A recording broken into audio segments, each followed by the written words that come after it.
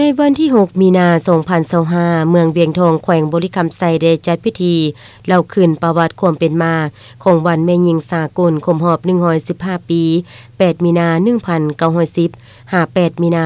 2025 ขึ้นจู่ที่ห้องประชุมชั้น 3 สำนักงานปกครองเมือง โดยเป็นเกียรติของร่วมเล่าคืนวันสำคัญดังกล่าวของทานวันคำเพชรสัญญวงศ์กรรมการประจำพรรคเมืองประธานแนวเหล่าสังสาดเมืองมีประธานสาพันธ์แม่หญิงน้องแม่หญิงพนักงานภายในทุกโครงเขตอ้อมข้างเมืองเข้าร่วมในพิธีได้ยกให้เห็นประวัติความเป็นมาของวันแม่หญิงสากลซึ่งเป็นเหตุการณ์เมืองที่สำคัญเป็นคิดหมายแห่งศาสนาอันพื้นฐานของกระบวนการแม่หญิงสากลในการต่อสู้ทวงเอาสิทธิผลประโยชน์อันชอบธรรมให้แก่แม่หญิงสาวกแรงงานในทั่วโลกเพื่อเฮ็ดเวียกมือละ8 ชั่วโมงแม่หญิงและผู้ชายเฮ็ดเวียกเท่าเทียมกันและได้รับเงินเดือนเท่ากันมีสิทธิเสมอภาพระหว่างหญิงชายทางด้านการเมืองการพัฒนาครอบครัวต้องมีระบบป้องกันสุขภาพแม่หญิงและเด็กน้อย